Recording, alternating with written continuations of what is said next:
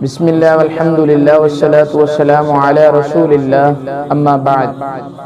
دوستو اور بھائیو، کچھ چیزیں ایسی ہیں جن سے روزہ ٹوٹ جاتا ہے، اور بہت ساری چیزیں ایسی بھی ہیں کہ جن سے روزہ خراب نہیں ہوتا، روزہ ٹوٹتا نہیں ہے، لیکن ہمیں ان چیزوں کے بارے میں زیادہ علم نہیں۔ کچھ چیزوں کا پتہ ہے لیکن کچھ چیزوں کے بارے میں ہمیں آگاہی حاصل نہیں ہے۔ اس لیے آج میں پہلے آپ کے سامنے وہ چیزیں رکھنا چاہتا ہوں جن کے ساتھ روزہ نہیں ٹوٹے گا۔ ان میں سے سب سے پہلے ہے، انسان اگر بھول کر کھا پی لے تو اس کا روزہ ضائع نہیں ہوگا۔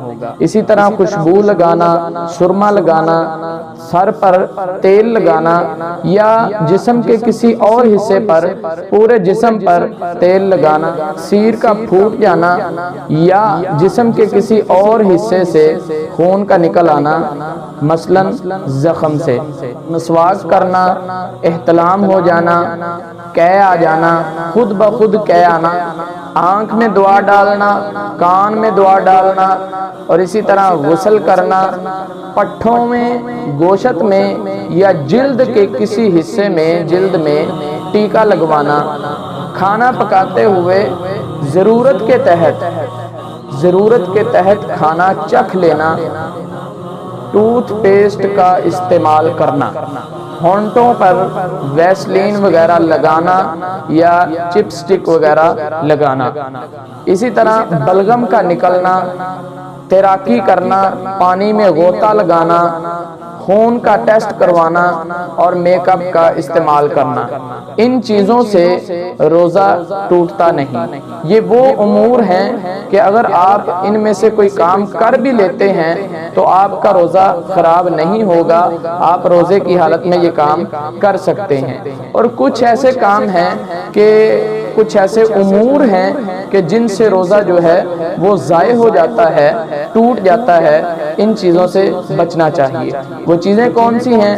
ان میں سے سب سے پہلے نمبر پر جان بوجھ کر کھا پی لینا، یعنی جان بوجھ کر پتہ ہے، یاد ہے کہ میرا روزہ ہے، پھر بھی کوئی چیز کھا لینا یا پی لینا، اس سے روزہ ٹوٹ جاتا ہے۔ اسی طرح جماع کرنا، نفاس آنا، حیض آنا، غذائی طاقت کا ٹیکا لگوانا، ٹیکوں میں سے غذائی طاقت کا ٹیکا لگوانا، اور اس کے بعد ہے جان بوجھ کر قے کرنا۔ قے آ تو نہیں رہی تھی لیکن جان بوجھ کر ہی کر دی، اور اسی طرح استمناء بالید کرنا۔ ان چیزوں کے ساتھ روزہ ٹوٹ جاتا ہے، روزہ ضائع ہو جاتا ہے۔ اس لیے جن امور سے روزہ نہیں ٹوٹتا وہ کام کر لینے چاہیے، اس میں کوئی حرج نہیں ہے، اور جن امور سے روزہ ٹوٹ جاتا ہے ان چیزوں سے بچنا چاہیے، ان کاموں سے دور رہنا چاہیے۔ اللہ سے دعا ہے اللہ عمل کی توفیق عطا فرمائے۔ وما توفیقی الا باللہ۔